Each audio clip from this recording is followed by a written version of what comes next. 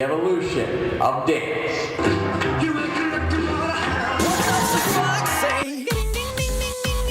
And stuff goes wrong. Historically, I've just been somebody that thinks, all right, well, I'm gonna grab the wheel. Internet. Bad.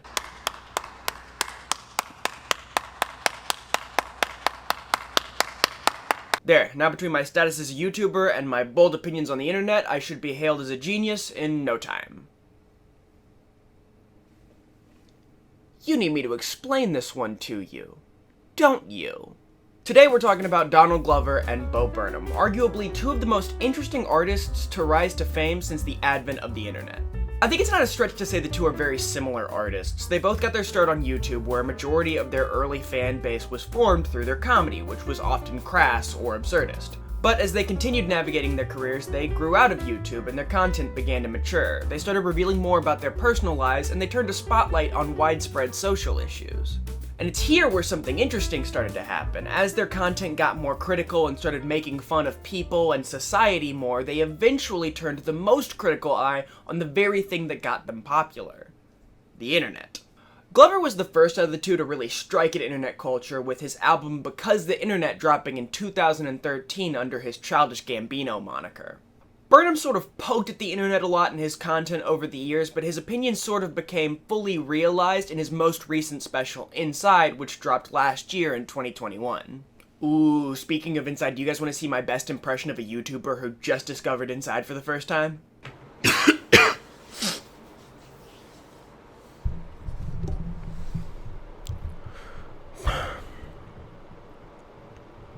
Inside. But anyways, we're going to dissect Because the Internet and Inside today, and we're going to explore a little bit of the context of both pieces to engage with the topic of the internet. And we're going to hope that I know what I'm talking about, because these are two very dense projects, and I usually don't know what I'm talking about.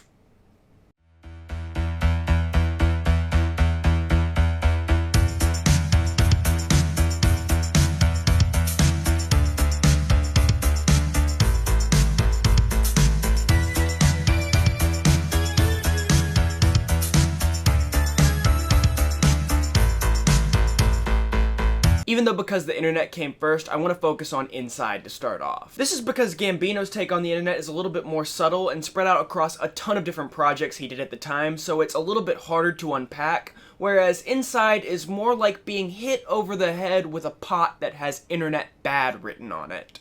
And do not get me wrong, the more blunt nature of what Bo is saying does not rob it of any validity. In fact, it was the exact push that this dum-dum needed to figure out what either of these guys were trying to say. Gambino, I love that hat, man, but you really have to hold my hand more here. You have to hit me with that supervillain energy. Before I really get that perhaps something fishy is going on. Okay, I just compared the special to being hit over the head. I better be able to explain what the point of it is. Inside is essentially a three-part concoction. The first part is just the framing, a guy stuck in his house during the pandemic. The second part is his mental health and his anxiety and his struggles to deal with those two things. And the third part is critique on the internet. The opening song introduces the struggle that Burnham has with the internet and his life and how the two are intertwined, as he, to open one of the most personal pieces of media that came out of the pandemic, exclaims, "But look, I made you some content." And I think that that's an important thing to consider in order to contextualize where Bo is coming from here. If anybody's life has had to deal with the internet, it's Bo's.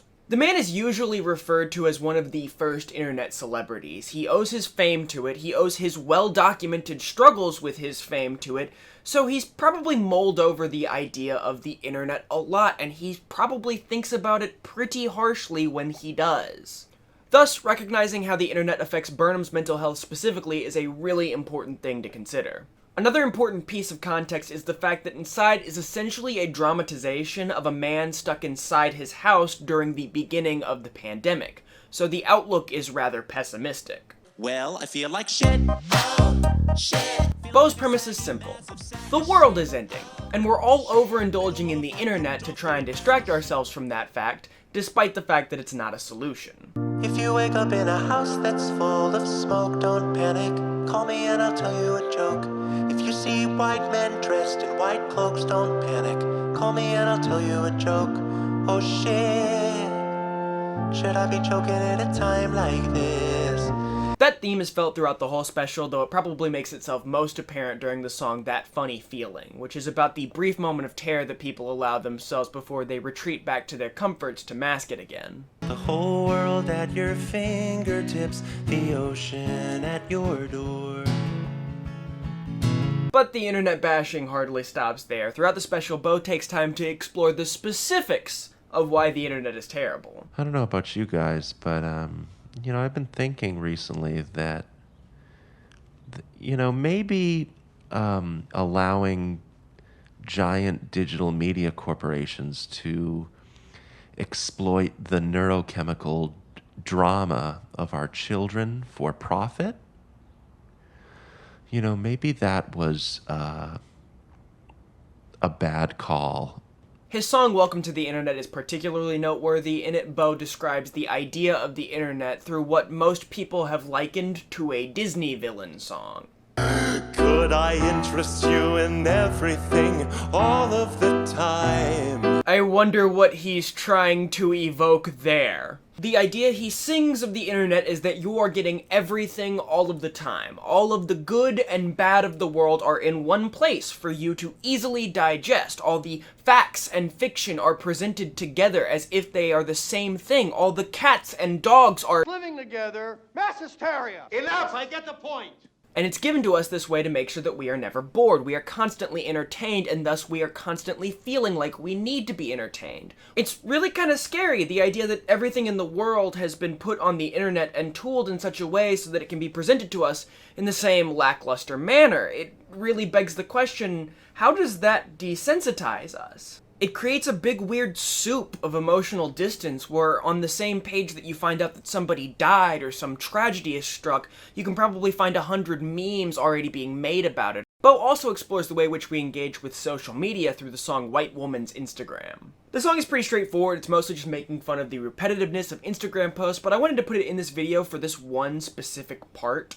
The whole song uses an aspect ratio that mimics that of an Instagram post. In the middle of the song, Bo expands out this aspect ratio as he voices a character who's making a post about her mother who passed away. Her favorite photo of her mom. The caption says, I can't believe it. It's been a decade since you've been gone. Now, most reactions that I can find of this song online seem to view this moment as a brief break in cynicism to explore a genuine moment of human connection. And that just makes me want to ask, is he not making fun of posts like this? I mean, just think about it. The whole song is about how these people are making Instagram posts that are the exact same. In that song, with that premise, he includes a snippet about a girl missing his mom, in which the caption of that post is mostly just the girl praising herself. Not only that, but the aspect ratio change is often pointed to as proof that this is a more genuine moment, but the aspect ratio starts to shrink again in the middle of that part of the song, right when she starts indulging in narcissism again. Mama, I got a job, I love in my own apartment. Mama, I got a boyfriend and I'm crazy about him. Your little girl didn't do too bad. It feels like he's saying that, oh, this is a more genuine feeling, but at the end of the day, it's still you praising yourself and indulging in narcissism, which is what the whole social media song is about anyways, indulging in narcissism. That's off topic a little bit. I just felt like he has been getting praise for that part of the song, despite the fact that it seems like every other part of the song to me. Anyways, the only other reason that's important is because I feel like it feeds into the overarching image that Bo is creating of the internet. Inside attacks the places that people usually find comfort in on the internet. Social media, YouTube personalities, streamers, all things that are really easy to write off as sources of entertainment. Just a way to take a quick breath after a long or hard day. Even the way I just said that makes me want to go indulge, and I know I have more work to do. I've got a next part of my script. It's right here on my computer.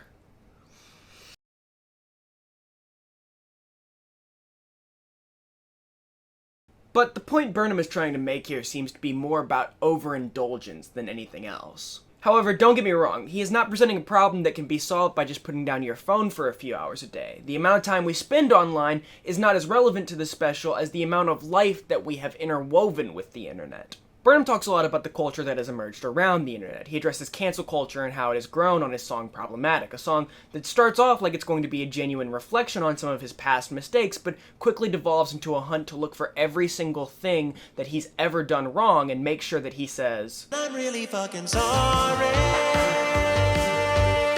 The song mushes together his real-life mistakes with a bunch of stupid bullshit and fake apologies, and it illustrates that when both are addressed the same way, with the same severity and the same response, it blurs the lines between what's acceptable and what's not.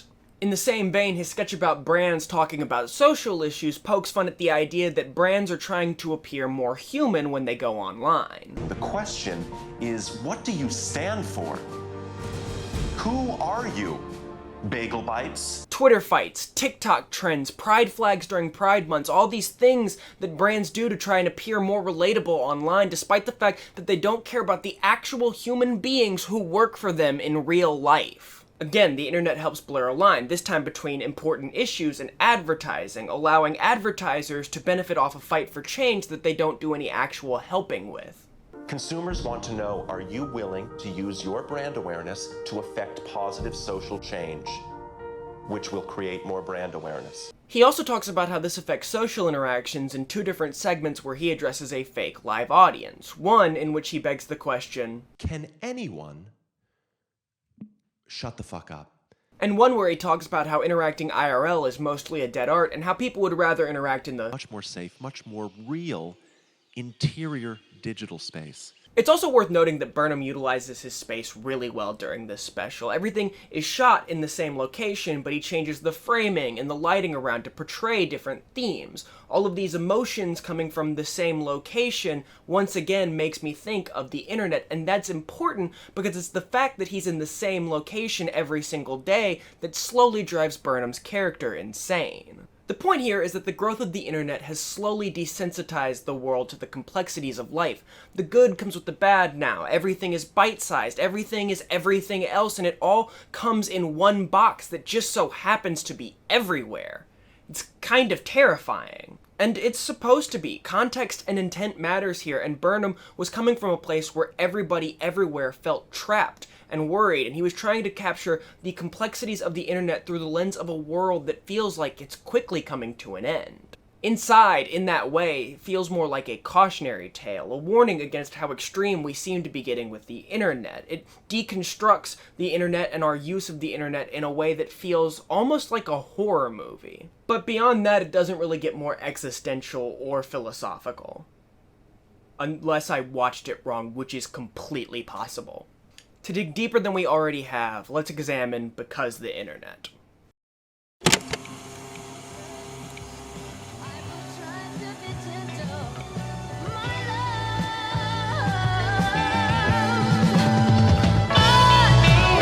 Worst rapper to ever spit on an open mic. Worst rapper to ever get on so many likes. Worst rapper to ever blow up an overnight. And when my D12 friends but Obi Trice. Diving into Because the Internet requires us to discuss context as well, especially when comparing it to Inside. Where Inside is very much driven by the world crisis it takes place in, Because the Internet is more driven by a personal crisis of Donald Glover's. The creation of the album follows an existential crisis that Glover was having in his life at the time, which is detailed in a series of notes he wrote on hotel stationery and posted on his Instagram. That Instagram post was, yeah, that was just what it was. Like, I tried to be as honest as possible. And, like, the fact that people are like, you're super depressed, or, like, you should, like, I think you're clinically depressed, or, like, people, or, you know, any, like, being diagnosed, I just don't get it. Because I feel like it's honesty. Like, that's how it felt. And I think everybody else feels that way. I just felt like I was the loudest at that time. So where both specials about how the changing world is affecting him, Donald is a lot more about how his changing perspective affects how he sees the world. I also think it's nice, though obviously coincidental, that Burnham's take about a world trapped inside is contained to one thing, a Netflix special, whereas Gambino's take about a world that is not trapped by the same thing is spread out across a fucking shit ton of different things. To understand Because of the Internet, you have to listen to a song from the previous album, read all his hotel notes, watch every interview he conducted around the time, read a screenplay that accompanies the album, watch every single live performance he did, and listen to a podcast when you don't understand any of that stuff. The fact that he conveys his message this way is also interesting because it immediately, just by existing this way, takes a less hard stance than Burnham. Where Bo seems to want nothing to do with internet culture anymore, Donald makes it impossible to understand his message without it. You have to go online to read the script, watch the interviews, watch the live performances, and interact with different polls that he released around the time that also contribute to the message of the album. The album cannot exist the way it is meant to without the internet. The story follows the fictional son of rapper Rick Ross, a character known to us only as The Boy. The Boy goes through an existential crisis after witnessing somebody get murdered through the camera on his cell phone and becomes disillusioned with the culture around him, internet culture. A lot of the specific narrative elements are found through the screenplay, but the core thematic stuff is present in the album on its own. The album is sandwiched between two sounds that are meant to mimic logging on and off the internet. There's nostalgic references that are scattered throughout the track list that are meant to represent the internet's obsession with nostalgia, and there's references and samples from old rap songs all throughout the track list as well that are meant to represent the internet's obsession with reposting and reusing things all across it. But we're afraid to move on. That's why there's so much like nostalgia on the internet. Like everything is always like, remember Ninja Turtles? Like because we don't want to look forward because that's scary. Fell in love with a nigga like a mermaid. Daddy, I love him. Any feeling? Daddy, I love him. Probably not to criticize it though. I personally think we're supposed to love the content on the internet that's reliant on somebody else making content. And many of the lyrics straight up just come into conversation with internet culture. Because the internet mistakes are forever. But if we fuck up on this journey, at least we're together. As well as having the whole album sound very modern and techno-inspired, which all evokes the feeling of being on a computer.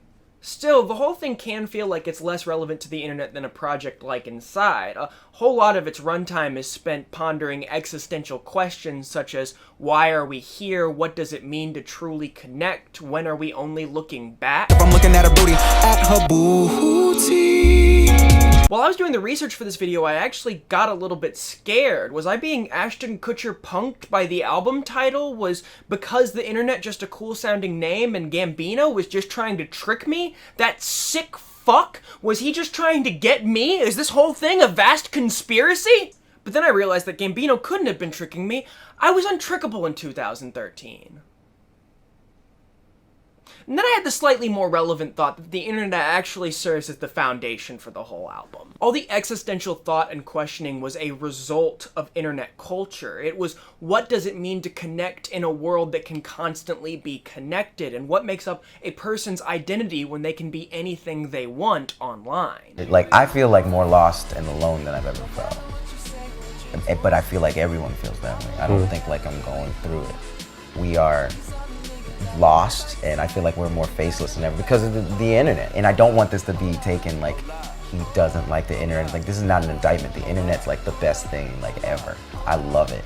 Like, I believe that all of us, all humans, we're trying to do we're like all the water on earth. Like, they're all trying to find each other. It's all streaming. They're all trying to get to each other. In a similar manner to Bo, Gambino wants us to think about how the internet intertwines with our lives. However, where Bo personified the internet as a Disney villain, Gambino personified it as a baby with a handgun. It's a concept that comes up a lot in interviews and is reflected in the first song, Crawl. The argument is basically that the internet is an incredibly powerful tool that we just don't know how to use yet. It's not inherently evil, it's just we underestimated it. It's a less harsh take, but not a less complex one. You find amazement next to terror throughout the whole album because Glover believes that that's what you find on the internet. Two opposing ends of the emotional spectrum found in the same space with the same intensity.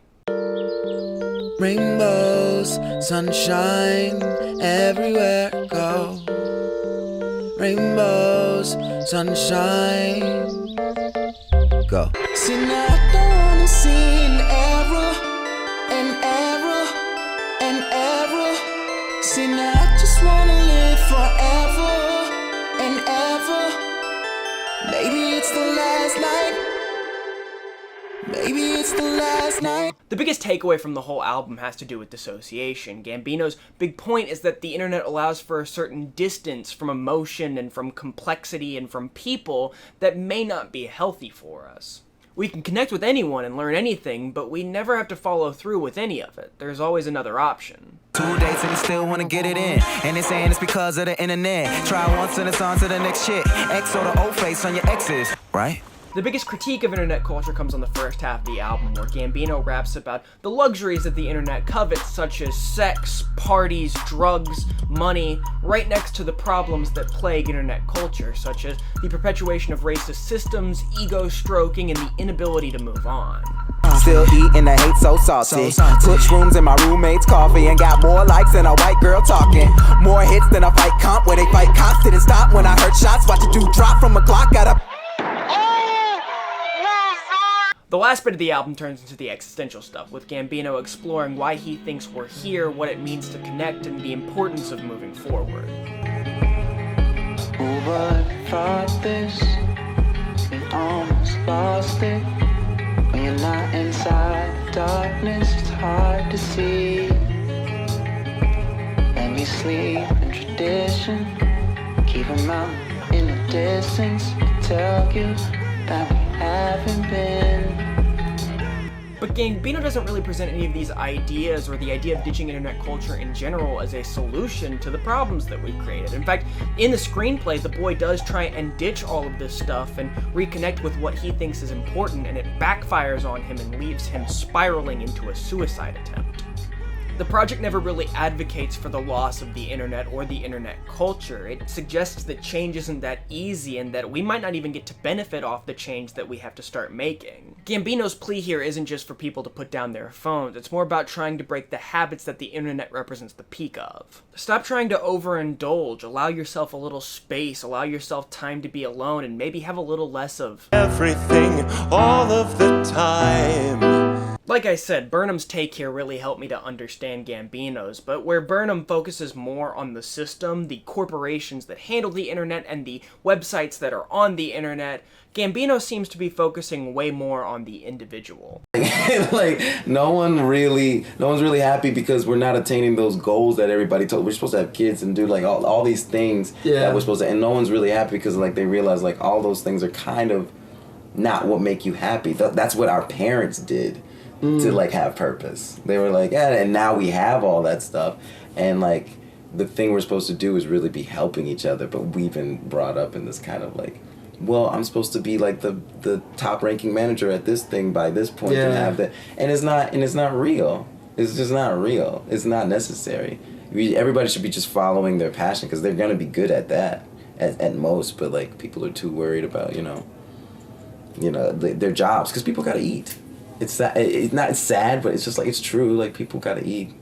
Another metaphor that seems to be used across the project to describe the internet is that of God. Without a concrete religion to follow, people follow the internet and the rules that it creates. So the problem isn't that the internet exists at all, it's that we rely on it so heavily to guide us when we should be able to guide ourselves. He talks a lot on the album about being alone, and how it's just part of the human experience. It's something we all have to be, but the internet and religion and systems and traditions, they all give us this structure that we can follow so we don't have to be. We don't have to try and figure it out. But nobody's figured out the world yet, so we shouldn't really be following anyone. Not aimlessly, at least. Whether you're trolling or controlling, just a reminder, you think you get it, you don't. It's that Andrew and Armenheimer, I'm gone.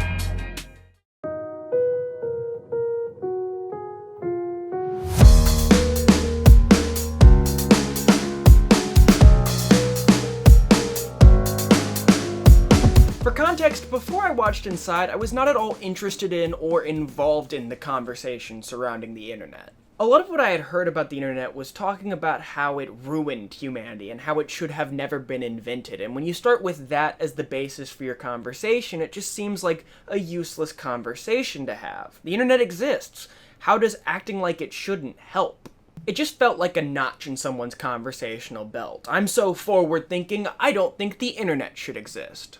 And I will admit that Bo Burnham's anti-internet special that he premiered on large internet streaming service Netflix and promoted through Facebook-owned social media site Instagram, it didn't necessarily convince me at first. Especially with the amount of lampshading that Burnham does throughout his special. I'm a special kind of white guy. Should I give away my money? No. And I know you're thinking, you're not shutting the fuck up right now. And that's true, but... It seemed crazy to me that he never addressed the hypocrisy of making fun of how we all interact with the internet while making money off that exact interaction. But I kinda came to the realization that that's not the point. The thing about these projects is that they're not necessarily critical of the internet as an invention, but the culture that we built up around it. You could tell the point of these isn't as simple as internet bad. In fact, both artists go out of their way to address the positives of the internet. Burnham on FaceTime with My Mom and that song about boning his girlfriend virtually, and Glover in a part of the screenplay where the boy finds a girl on the internet who helps him through the toughest part of his story. But they do still see problems with it, and they differ on exactly where they think the blame lies. Burnham's focus seems to be more on overindulgence in pleasures in the face of world-ending threats. He focuses pretty specifically on climate change and the fact that we were too busy with the internet to do anything about it when it mattered.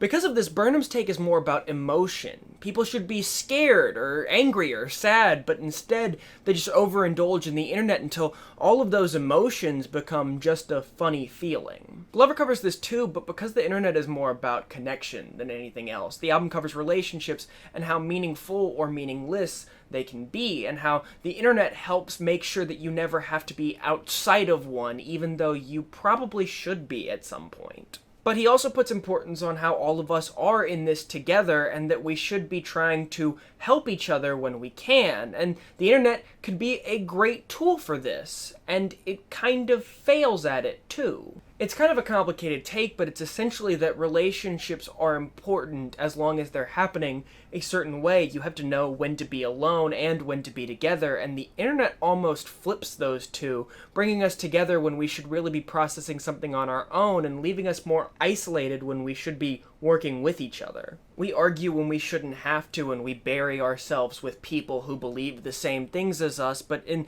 the same vein, we find ourselves reaching out when we don't need to and making sure that we never have to be alone. They also both pick different villains for their pieces. For Bo, a lot of the issues are a result of different systems, governments, company heads. Jeffrey Bezos. Whereas Gambino puts most of it on culture, partying, flexing, fighting, things that we love, despite the fact that they may not be good for us. But in the end, they kind of reach a common conclusion. We shouldn't overindulge in only things we like. We shouldn't get everything all at once from the same place, and we really need to look at our relationship with the internet and see if it's really what's healthy for us. So, that's the internet according to Donald Glover and Bo Burnham. If I'm being honest, and this is actually a really embarrassing thing for me to admit, but analyzing these two projects was a really strange emotional journey for me. Now, I am a fan of both of these guys, so I know that saying that might come off a little fan-like, but I actually think that my status as a fan of both of them hindered my enjoyment of both projects at first. See, I think a thing that is important in the conversation surrounding both of these artists is the idea of self-importance. Both of them are constantly being hailed as unique artists and deep thinkers, and they kind of feed into it with their work. Glover referred to a lot of his recent concerts as church. Burnham is constantly talking about the idea of art and his place in it, and honestly, when you read about all of it and you hear about all of it, it can come off a little mightier than thou, if taken a certain way. I keep that in mind a lot as a fan when judging their work, especially if I'm judging it for a project, because I don't want to just blindly like anything that they put out. I want to be able to actually critique it and understand it outside of the world of their fan base. And so when I first approached both of these projects, I think I was very critical of both of them. I thought that because the internet was very bloated and it took a little bit too long to make a point that could have been made in a much shorter amount of time, and I thought that Inside was way too mean-spirited and was making fun of things that Burnham didn't really have the right to make fun of. It wasn't really until I took a step back from the standard that I had decided to set for these guys and focus purely on what they were saying that I actually started to get it. The first thing that really connected with me about the special was Bo's point on how we're using the internet to help distract ourselves from being sad. I thought about that and whether or not I was doing it, and then I started thinking about the things that I was avoiding thinking about, and that made it harder to get out of bed in the morning. And all I could really tell people was that I was sad because Bo Burnham told me to be. And that sounds stupid, but it was true. I wasn't really pushing back any dark tragedy. I'm not dealing with dark stuff in my head. It's just I hadn't been investing in negative emotions before that. And the same thing happened when I started analyzing Because the Internet for this video. I was listening to a podcast that was really going in deep about all this stuff, and I started thinking about, connection and all the things that he talks about, and it really made me reassess how I was living my life and reassess what I was avoiding doing and how often I was allowing myself to be alone and how often I was allowing myself to be myself. And the album also talks a lot about flaws and allowing yourself to have them and allowing other people to have them and just essentially allowing yourself to push past the narcissism and braggadocio and all the stuff that comes with the internet and just let yourself be yourself and let everyone else be who they're gonna be. That shit had me reevaluating my relationships and the way that I live my day-to-day life. It made me think about what I value because I actually value it versus what I value just because I was told to. Overall, I found that the plea by both of these projects to take a step back and figure out who you are alone and figure out who you are without everything all the time from the internet was a good one, especially for somebody like me who was born in an era where the internet was always around. I never knew how to exist without it. I know that that's a stupid thing to say because I think I could unplug my computer, but I don't understand how to exist in a world where we don't all have the internet and where its influence isn't omnipresent, because it is. I could unplug my computer today and everyone I talk to still has theirs plugged in. The internet's still getting to me. And so, I don't know, I just thought it was a really cool experience to think about stuff like that. They actually make good arguments about the internet. It's more than just a porn box, It's something that affects us deeply. It's really interwoven with our lives, and so it needs that sort of reflection. And I don't know. I guess I just say that because I think it'd be worth it to think about it, and I don't know. I wouldn't normally say that because it embarrasses me to value something like that or to think about something like that. But I do think it's important, so if you get anything from either of these projects or from this video, don't be afraid to look into this stuff. It's not pretentious or stupid, it's just nice. But obviously you guys already knew this, and you came to terms with these emotions a long time ago, and I didn't need to make a video about this, like I've never needed to make a video before. Hey, at least I didn't cry getting so emotional back there, right? If you want to learn more about these two projects, I've listed all my resources in the description. There are a bunch of great creators in there, so go check all of them out, please. That would be awesome. Anyways, that's all I have to say. Goodbye.